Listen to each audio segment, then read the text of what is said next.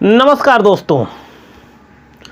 Sushant suicide case का मामला जब से देश की सबसे बड़ी जांच एजेंसी सीबीआई के हाथों में गया है, हर व्यक्ति के मन में, खासकर आम जनमानस में ये सवाल उत्पन्न हो गया है कि रिया चक्रवर्ती के साथ क्या होगा।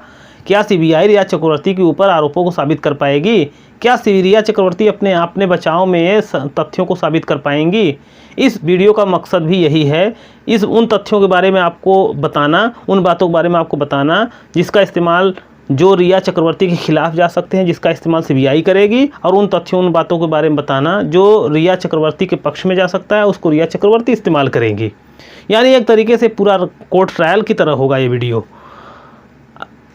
शुरू करने के पहले आपसे निवेदन है कि अगर आपको वीडियो पसंद आए, अगर आपको वीडियो अच्छा लगता है तो आप इस वीडियो को लाइक करें, सब्सक्राइब जरूर कर लें जिससे इस तरीके की वीडियो आपको मिलती रहे, और ज़्यादा से ज़्यादा शेयर करें जिससे मुझे और बल मिलता रहे। तो आइए शुरू करते हैं।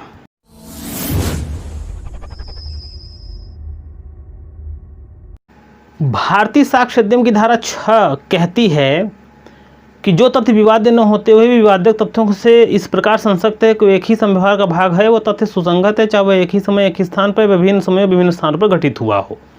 इसका मतलब ये है, आम बोलचाल की भाषा में आप समझिए कि अगर कई घटनाएं जुड़ करके एक चैन का निर्माण करते हैं, एक परिस्थिति का निर्माण करते हैं, तो भारतीय साक्ष्य अधिनियम की धारा 6 के अंतर्गत सुसंगत होता है। अब सीबीआई इस धारा को इस्तेमाल करेगी किस प्रकार से रिया चक्रवर्ती के खिलाफ, इसको आप जान लीजिए।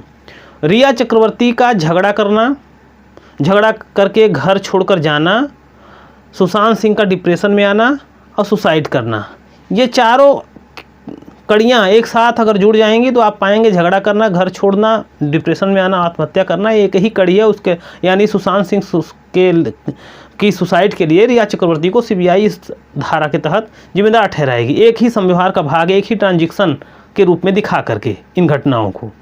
दूसरा है कि पैसों की अगर हेराफेरी सिद्ध हो जाती है तो पैसों को भी एक कारण बताया जाता है। हेतुक अवकाश जो भारतीय साक्ष्य अधिनियम की धारा 7 के अंतर्गत सुसंगत होता है, तो पैसे के कारण भी रिया चक्रवर्ती के द्वारा आत्महत्या करने के लिए उकसाया जा सकता है। ये सीबीआई रिया चक्रवर्ती के खिलाफ इस्तेमाल करेगी। घटना के बाद जो घटना प्रकाश डालने वाले आचरण होते हैं वो भी भारतीय साक्ष्य अधिनियम की धारा 8 के अंतर्गत सुसंगत होते हैं, और इसको भी सीबीआई इसमें इस्तेमाल करेगी। और रिया चक्रवर्ती का अंत्येष्टि संस्कार में ना आना, रिया चक्रवर्ती का समय से पहले वकील करना, तमाम बातें जो है सीबीआई उनके खिलाफ इस्तेमाल करेगी, पूर्ववर्ती या पश्चातवर्ती आचरण के रूप में दिखाकर। इसके अलावा बहुत से ऐसे तथ्य आएंगे सामने जो स्पष्ट करेंगे कि रिया चक्रवर्ती ने ही उकसाया है। इसके अलावा भारतीय साक्ष्य अधिनियम धारा 10 में कहा गया है कि ऐसे भी तथ्य न्यायालय के समक्ष रखे जा सकते हैं जो षड्यंत्रकारी द्वारा षड्यंत्र के संबंध में कही गई या की गई है। तो अगर मुख्य अभियुक्तों और अन्य अभियुक्तों के बीच किसी प्रकार की बातचीत हुई है जो षड्यंत्र पर प्रकाश डालेगी, जो सुशांत सुसाइड केस पर प्रकाश डालेगी, षड्यंत्र सिद्ध करेगी, वो भी रिया चक्रवर्ती के खिलाफ जा सकता है। तो इस तरीके से कुछ मामले ऐसे होंगे जो रिया चक्रवर्ती के खिलाफ सीबीआई इस तरीके से साबित करेगी।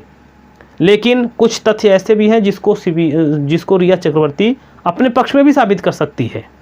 जैसे आप देखेंगे ऐसे तथ्य जो विवादक तथ्यों से पूरी तरह हटे हुए हैं, यानी जो असंगत हैं, भारतीय साक्ष्य अधिनियम की धारा 11 के अंतर्गत वो सुसंगत होते हैं। रिया चक्रवर्ती इसको अपने पक्ष में साबित कर सकती हैं और कह सकती हैं कि घटना से कुछ समय पहले ही उस घटनास्थल से दूर थीं, उनका कोई संबंध वास्ता या कोई बातचीत नहीं हुआ था सुशांत के साथ।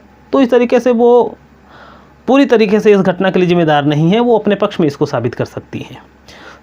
सुसाइड के मामले में मृत्युकालिक कथन बहुत इंपॉर्टेंट होता है, और भारतीय साक्ष्य अधिनियम की धारा 32 के अंतर्गत मृत्युकालीन कथन को एक प्रभावी साक्ष्य घोषित किया गया है। अगर मृत्यु के समय या मृत्यु के दौरान या मृत्यु के संबंध में बताने वाली कुछ बातें कही गई या की गई हैं तो वो बहुत प्रबल साक्ष्य होता है।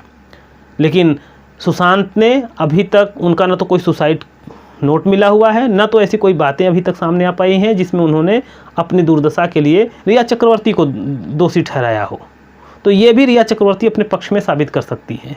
इसके अलावा अच्छे चरित्र का साक्ष्य भी न्यायालय कभी कभी ग्रहण करता है, तो रिया चक्रवर्ती के पहले के अच्छे चरित्र का साक्ष्य, हालांकि अब उनके चरित्र पर भी ड्रग जैसे मामले जोड़ करके उछाला जा रहा है, लेकिन अगर ये साबित नहीं होता तो इसको अपने पक्ष में वो अच्छे चरित्र के साक्ष्य रूप में साबित कर सकती हैं। इसके अलावा रिया चक्रवर्ती कभी भी कोई स्वीकृति या संस्वीकृति किसी के सामने या किसी के समक्ष नहीं किया है, तो वो भी उसको अपने पक्ष में साबित कर सकती हैं। इसके अलावा दोस्तों, जो मीडिया द्वारा जो कही जा रही है या की जा रही है, जो उनके रिया चक्रवर्ती के खिलाफ कहा जा रहा है, क्या वो न्यायालय अपने समक्ष, क्या न्यायालय वो में उसको साबित किया सकता है या न्यायालय में उसको रखा जा सकता है? तो आपको बता दें, भारतीय साक्ष्य अधिनियम कथन के मामले में बहुत कठोर है, कथन को जल्दी स्वीकार नहीं करता। तो मीडिया ट्रायल या जो बड़े बड़े सेलिब्रिटीज़ द्वारा जो कुछ बातें कही गई हैं वो किसी भी प्रकार से कोर्ट के लिए उपयोगी नहीं होंगी, उसका कोई वैल्यू नहीं होगा। वो बाहर हवा बनाने के लिए ज़रूरी तो हो सकती है, हवा तो बना सकती है, लेकिन न्यायालय में वो टिक नहीं सकती।